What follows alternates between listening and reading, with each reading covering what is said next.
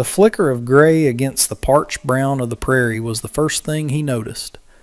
It was the wrong color for this land, too delicate, moving with a desperate, stumbling speed that spoke of panic, not purpose. He had been mending a split rail on his corral fence, the August sun pressing down on his hat and the back of his neck, a familiar, honest weight. The man set his hammer on the post and straightened, his eyes narrowing against the glare. The gray flicker resolved itself into a person, a woman, her dark hair coming undone and whipping behind her as she ran. She was still a quarter-mile out, a frantic stitch in the vast, unblinking fabric of the Wyoming Territory.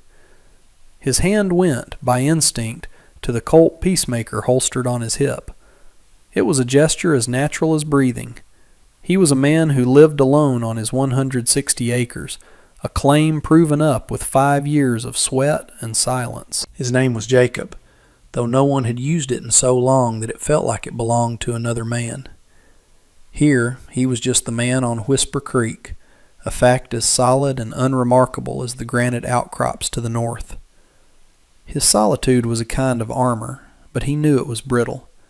Trouble, when it came to a place like this, did not come knocking politely. It galloped.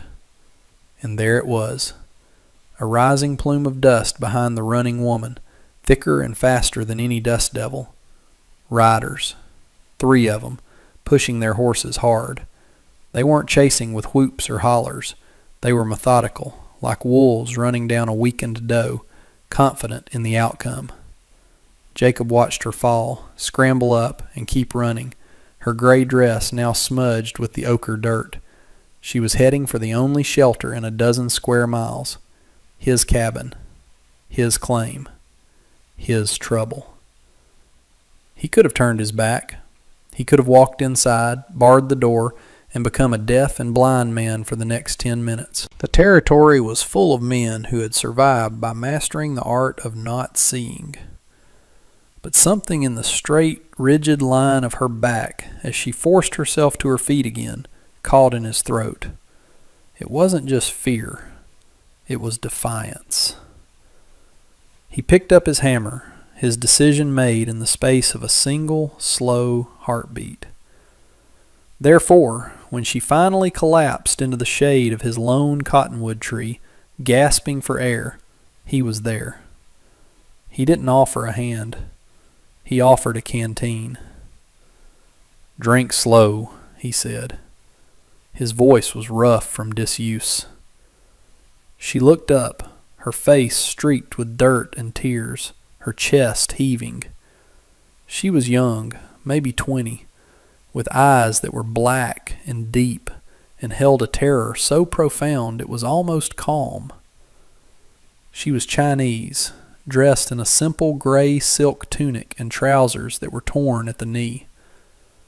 She took the canteen with a shaking hand and did as he said, sipping the lukewarm water with a control that impressed him. "They will be here in a minute," he stated. It was not a question. She nodded, her eyes fixed on the approaching dust cloud. "They want something I have." "Get in the cabin," he said, turning his back on her to face the riders. "Stay away from the window." She hesitated for only a second, then scrambled to her feet and disappeared inside the dark doorway of the clapboard cabin. Jacob walked deliberately to the porch steps and sat down, resting his Winchester rifle across his knees. He didn't lever around into the chamber. The threat of it was louder than the action itself. He just sat, a plain man on a plain porch, waiting. The 3 riders pulled up 20 yards from his cabin, their horses lathered and blowing. The man in the middle was thick-set, with a florid face and a clean duster that looked out of place on the trail. He had the soft hands of a man who paid others to do his hard work. He was the one in charge. The other 2 were simple, hired muscle, their faces blank and sun-scorched. The man in the duster smiled, a tight, unpleasant motion of his lips. "Morning. We seem to have lost something." Jacob didn't answer. He watched the lead rider's eyes flicker toward the cabin door, then back to him. "A girl," the man continued, his voice reasonable. "Chinese, Wandered off from the railroad camp. We're just looking to escort her back. Company property, you might say." "Don't see any company brands on this land," Jacob said, his voice flat. "This is a private claim, filed and registered in Cheyenne." He let the words hang in the hot, still air. He was reminding the man that there were laws, even out here. The leader's smile tightened. "I'm Bartholomew Shaw, foreman for the Union Pacific Spur Line. We have a schedule to keep. That girl is a bonded laborer. She broke her contract." "Looks more like she was running for her life," Jacob observed, his gaze steady. "Appearances can be deceiving," Shaw said smoothly. "Now, we don't want any trouble. We'll just take the girl and be on our way. You can go back to whatever it is you do out here." The dismissal was clear. "You are nothing. This does not concern you." Jacob shifted his weight slightly, the rifle resting more comfortably in his hands. "This is my property. You're trespassing. The girl isn't here. You've wasted a good horse chasing shadows." Shaw's politeness finally cracked. A flicker of cold anger showed in his eyes. He glanced at his men. "He says she isn't here." One of the riders spat a stream of tobacco juice into the dust. "We saw her run this way, boss. Straight for this shack." "Then I suppose we have a contradiction," Shaw said, looking back at Jacob. "I find that when a man lies about one thing, he's usually lying about everything. Makes me wonder about that deed of yours. Sometimes paperwork gets misplaced." It was a direct threat, a promise of a different kind of violence. Shaw was a man who fought with ledgers and lawyers, not just guns. But he had guns too. A floorboard creaked inside the cabin. It was a tiny sound, but in the tense silence, it was as loud as a gunshot. All three riders heard it. Shaw's ugly smile returned. "Well now, sounds like you have a mouse in the house." Jacob knew he was outmatched, 3-1, but retreating now was the same as dying later. He had seen Shaw's kind before. They didn't stop until they had everything. Therefore he stood up slowly, the Winchester held loosely at his side, pointed at the ground. "You heard the man," he said, his voice dropping into a lower, harder register. "This is my claim. The next man to ride past that cottonwood tree without an invitation is going to find out how seriously I take that." Shaw considered him for a long moment. He saw a weathered man in worn denim, a man whose face was a road map of sun and wind. But he also saw the stillness in his hands, the utter lack of fear in his eyes. This was not some dirt-scrabbling farmer. This was something else, something older and more dangerous. Shaw was a businessman. He understood risk. "This isn't over," Shaw said, his voice losing its false friendliness. "I'll have what's mine." He wheeled his horse around, his men following suit. They rode away, not at a gallop, but at a deliberate pace that was its own kind of threat. Jacob watched them until their dust was just a smudge on the horizon. He let out a breath he hadn't realized he was holding. The immediate danger had passed, but he knew with a cold certainty that the real trouble had just begun. Bartholomew Shaw was not a man to forget a debt, or an insult. He was about to find out that a few angry riders were the least of his problems. That evening the silence in the cabin was thick with unspoken questions. The woman, she had told him her name was Anne, had cleaned herself up as best she could with the basin of water he'd provided. She moved with a quiet efficiency, her earlier panic replaced by a watchful calm.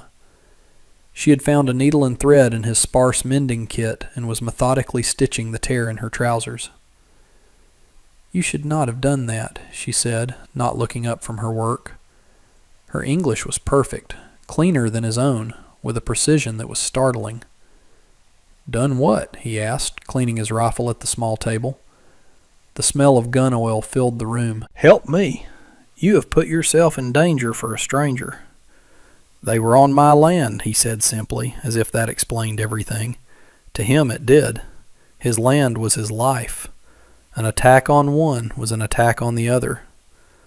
"Mr. Shaw does not care about your land," she replied, her fingers moving deftly. "He only cares about what is on it, or what passes through it, and he believes I belong to him." "He called you a bonded laborer." She looked up then, her dark eyes meeting his. There was no fear in them now, only a cold, burning anger.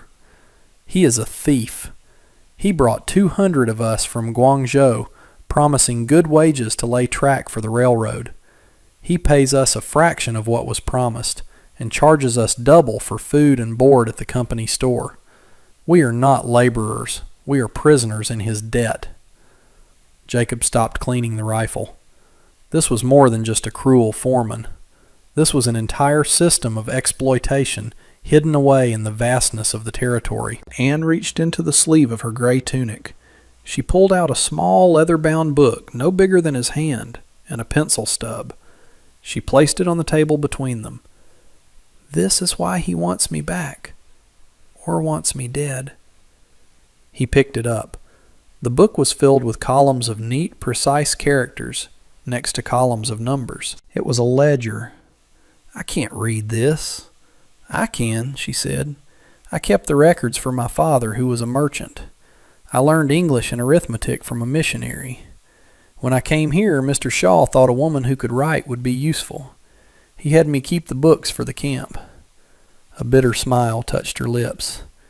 "He did not realize I was keeping 2 sets of books, one for him and one for the truth." She pointed to a page. "Here. He bills the Union Pacific for 50 kegs of blasting powder. He buys 20. The rest of the money goes into his pocket. Here. He claims wages for 300 men. We are only 200. Every week he steals the wages of 100 ghosts." She flipped through the pages. "It is all here. Dates, amounts, shipping manifests he foolishly let me see. Enough to send him to a federal prison." A cold understanding settled in Jacob's gut. This small book was a death warrant. Anne wasn't just a runaway. She was a witness and a prosecutor, holding the evidence that could destroy a powerful man. And he, Jacob, had just painted a target on his own back by standing between that man and his only threat. "He won't just ride in here again," Jacob said, thinking aloud. "Not in the daylight. He'll be smarter." "He will try to take your land," Anne said, her voice certain. "He threatened it. A man like that, his threats are promises. He will go to the land office in Cheyenne. He will say you have not met the requirements of the Homestead Act. He will bribe a clerk. He will produce a witness who says you have not lived here for 5 years. The paper you hold will become worthless." She was right. His whole world, the 5 years of back-breaking work, the fence posts he'd sunk, the well he'd dug, it was all held together by a single piece of paper in a government office 100 miles away. A piece of paper that Shaw could make disappear. He looked at her, at the quiet determination in her face. He could still tell her to leave. He could ride in the opposite direction, abandon his claim, and disappear into the mountains. Survival was an option. But as he looked around the small, sturdy cabin he had built with his own hands, at the neat stacks of firewood, the clean-swept floor, he knew he wouldn't run. This place was more than just land. It was the only piece of himself he had managed to build. "Cheyenne is a 3-day ride," he said. "The U.S. Marshal's office is there. This book," he tapped the ledger, "belongs with him." Anne's composure finally broke. A single tear traced a clean path through the dust on her cheek. "He will kill you on the road." "Maybe," Jacob allowed. "But if I stay here, he'll kill me for my land anyway. At least on the road I'm moving." He stood up and walked to the door, looking out at the vast, star-filled sky. The night was quiet, but it was a listening quiet. He was making a choice that would cost him something he could not get back. his anonymity, his peace. He was choosing to stand with this stranger, to take her fight as his own.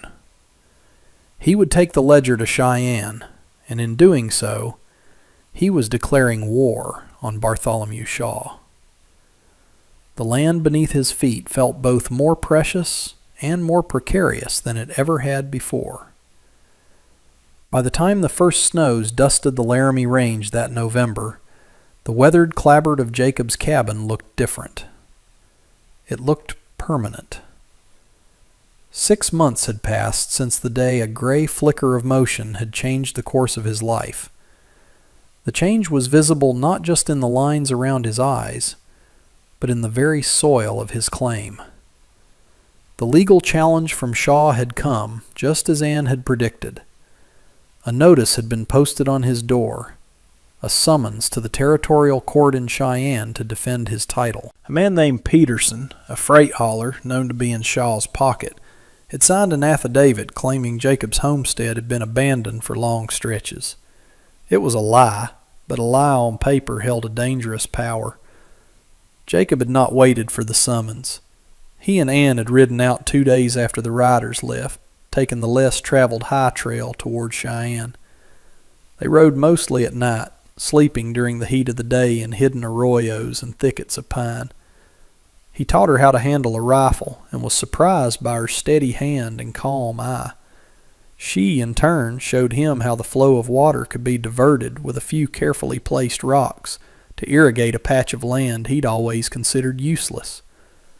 They spoke little, but a quiet understanding grew between them, forged in the shared tension of the trail and the silence of the vast, empty country.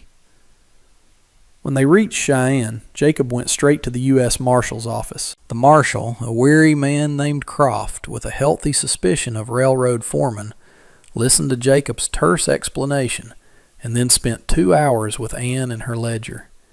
He asked sharp, pointed questions, which she answered with unassailable facts and figures.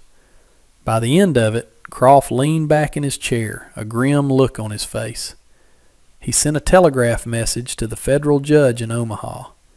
Bartholomew Shaw was arrested 2 days later, not with a posse and a gunfight, but quietly, by 2 marshals who walked into his office at the railroad camp and presented him with a federal warrant for fraud and embezzlement. His power, built on bribes and intimidation, dissolved the moment the iron cuffs clicked shut. His hired guns scattered to the wind.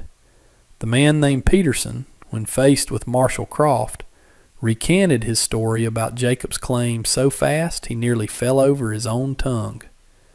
Now, 6 months later, the proof of their victory was all around. Jacob held the official stamped deed to his 160 acres, delivered by the marshal's own hand on his way back from the camp. His title was clear, his ownership absolute. That was the first outcome. The second was more surprising. The Union Pacific, embarrassed by the scandal, had conducted a full audit.